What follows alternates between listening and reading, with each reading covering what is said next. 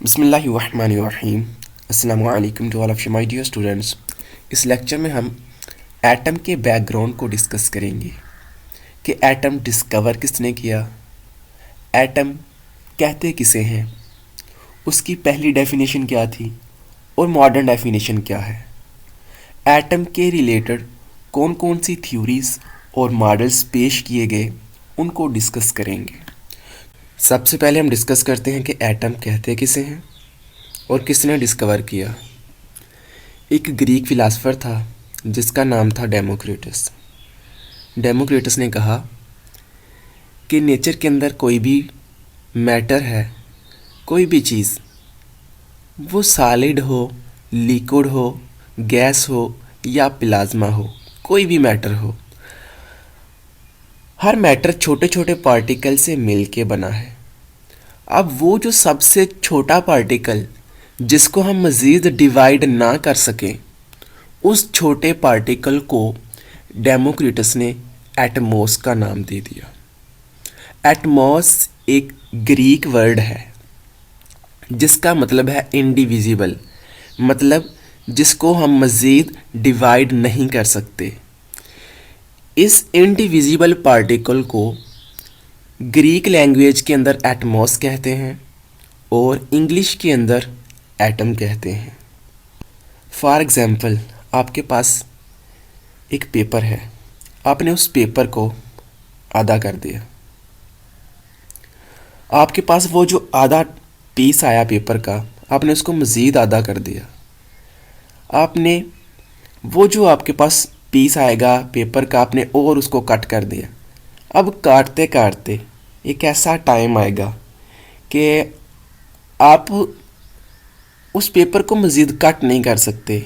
वो जो पेपर का सबसे छोटा पार्टिकल होगा जिसको आप मज़ीद कट नहीं कर सकते, उसको हम एटम कह सकते हैं।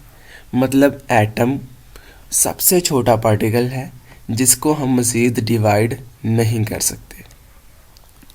नेक्स्ट हम एटम के रिलेटेड थ्योरीज और मॉडल्स को डिस्कस करते हैं। सबसे पहली थ्योरी जो पेश की गई वो थी डाल्टन्स एटॉमिक थ्योरी। डाल्टन ने कहा हर मैटर डिफरेंट एलिमेंट के एटम से मिलके बना है। मतलब कोई भी चीज़, हर चीज़ के अंदर डिफरेंट एलिमेंट के एटम्स हैं। अगर हम वाटर की एग्जांपल लें तो वाटर के अंदर हाइड्रोजन और ऑक्सीजन के एटम्स हैं। इसी तरह कार्बन डाइऑक्साइड की एग्जांपल लें तो कार्बन डाइऑक्साइड के अंदर कार्बन और ऑक्सीजन के एटम्स हैं। मतलब कोई भी जो चीज़ है, हर चीज़ के अंदर डिफरेंट एलिमेंट के एटम्स हैं। नेक्स्ट हम डिस्कस करते हैं एटम के मॉडल्स को। तो सबसे पहला मॉडल जे थॉमसन ने पेश किया जिसका नाम प्लम पुडिंग मॉडल रखा गया। उसने कहा एटम का स्ट्रक्चर प्लम की तरह है, जैसे उसके अंदर एक बीज होता है और बीज के साथ फल जुड़ा होता है। कहता है एटम का स्ट्रक्चर भी सेम उसी तरह होता है कि एटम के ऊपर पॉजिटिव चार्ज होता है और उसके साथ नेगेटिव चार्जेस जुड़े होते हैं। उसने ये नहीं कहा कि एटम के सेंटर में पॉजिटिव चार्ज है, उसने कहा पूरे एटम के ऊपर पॉजिटिव चार्ज है और उस पॉजिटिव चार्ज के साथ नेगेटिव चार्जेस जुड़े होते हैं। यूं कह सकते हैं कि हमारे पास एक बाल है, उस बाल के साथ छोटी छोटी बाल्स जुड़ी हुई हैं। अब जो हमारे पास बाल है, बाल के ऊपर पॉजिटिव चार्ज है, पूरी बाल के ऊपर पॉजिटिव चार्ज है। अब उस बाल के ऊपर जो छोटी छोटी बाल्स हैं उनके ऊपर नेगेटिव चार्ज है। तो उसने कहा कि एटम का स्ट्रक्चर कुछ यूं हो सकता है। थॉमसन के मॉडल के बाद रदरफोर्ड ने एक मॉडल पेश किया जिसका नाम रदरफोर्ड्स न्यूक्लियर मॉडल रखा गया, क्योंकि उसने न्यूक्लियस डिस्कवर किया था। उसने ये बताया पूरे एटम के ऊपर पॉजिटिव चार्ज नहीं होता, बल्कि सिर्फ एटम के सेंटर में पॉजिटिव चार्ज होता है। वो सेंटर जिसके ऊपर पॉजिटिव चार्ज था, उस सेंटर का नाम उसने न्यूक्लियस रख दिया। और एक बात उसने ये बताई कि इलेक्ट्रॉन्स यानी कि नेगेटिव चार्जेस पॉजिटिव चार्ज के साथ जुड़े नहीं होते, बल्कि वो न्यूक्लियस के गिर्द रिवॉल्व करते हैं। न्यूक्लियस जिसके ऊपर पॉजिटिव चार्ज होता है, उस न्यूक्लियस के गिर्द कॉन्टिन्यूसली इलेक्ट्रॉन्स रिवॉल्व करते हैं। रदरफोर्ड के बाद बोहर ने एक मॉडल पेश किया जिसका नाम बोहर्स प्लैनेटरी मॉडल रखा गया, क्योंकि बोहर ने कहा कि एटम का स्ट्रक्चर प्लैनेट्स की तरह होता है। जैसे सूरज के गिर्द प्लैनेट्स मूव करते हैं, कहता सेम वैसे ही न्यूक्लियस के गिर्द इलेक्ट्रॉन्स मूव करते हैं, और इलेक्ट्रॉन्स न्यूक्लियस के गिर्द कॉन्टीन्यूसली मूव नहीं करते, बल्कि इलेक्ट्रॉन्स न्यूक्लियस के गिर्द अपने ऑर्बिट्स के अंदर मूव करते हैं। जैसे कि सूरज के गिर्द प्लैनेट्स मूव करते हैं, वैसे ही न्यूक्लियस के गिर्द इलेक्ट्रॉन्स अपने अपने ऑर्बिट के अंदर मूव करते हैं, और हर ऑर्बिट की एनर्जी फिक्स होती है। बोहर के बाद श्रोडिंगर ने एक मॉडल पेश किया जिसका नाम श्रोडिंगर्स क्वांटम मॉडल रखा गया। उसने कहा कि इलेक्ट्रॉन्स सर्कुलर ऑर्बिट्स में मूव नहीं करते, यहाँ तक कि हम इलेक्ट्रॉन की एग्जैक्ट पोजीशन ही नहीं फाइंड कर सकते। मतलब हम इलेक्ट्रॉन किस जगह पे पड़ा हुआ है, हम 100% उसकी पोजीशन फाइंड नहीं कर सकते। और इलेक्ट्रॉन्स कोई सर्कुलर ऑर्बिट्स में मूव नहीं करता, वो ऑर्बिटल्स के अंदर स्पिन करता है, और ऑर्बिटल न्यूक्लियस के गिर्द वो जगह होती है जिस जगह में इलेक्ट्रॉन्स के पाए जाने के चांसेस ज़्यादा हों। मतलब फिर भी एक्यूरेट 100% एग्जैक्ट पोजीशन हम फाइंड नहीं कर सकते। जिस जगह में इलेक्ट्रॉन के पाए जाने के चांसेस ज़्यादा हों, उस जगह को हम ऑर्बिटल्स कहते हैं। अगर हम समराइज़ करें इन मॉडल्स को तो इस तरह से कर सकते हैं कि जे थॉमसन ने कहा कि एटम का स्ट्रक्चर ऐसे होता है जैसे कि प्लम, कि एटम के ऊपर पॉजिटिव चार्ज होता है, ओवरऑल पूरे एटम के ऊपर पॉजिटिव चार्ज है और उसके साथ नेगेटिव चार्जेस होते हैं। लेकिन रदरफोर्ड ने कहा कि पूरे एटम के ऊपर पॉजिटिव चार्ज नहीं होता, बल्कि उसके सेंटर में पॉजिटिव चार्ज होता है और उसके इर्द गिर्द इलेक्ट्रॉन्स कॉन्टीन्यूसली मूव करते हैं। लेकिन बोहर ने आगे कहा कि इलेक्ट्रॉन्स कॉन्टीन्यूसली मूव नहीं करते, बल्कि वो अपने अपने ऑर्बिट्स में मूव करते हैं, सेम ऐसे जैसे सूरज के गिर्द प्लैनेट्स मूव करते हैं। और उसके बाद श्रोडिंगर आया। श्रोडिंगर ने कहा कि इलेक्ट्रॉन्स सर्कुलर ऑर्बिट्स के अंदर मूव नहीं करते, बल्कि ऑर्बिटल के अंदर मूव करते हैं, और ऑर्बिटल वो जगह है जिस जगह में इलेक्ट्रॉन्स के पाए जाने के चांसेस ज़्यादा हैं।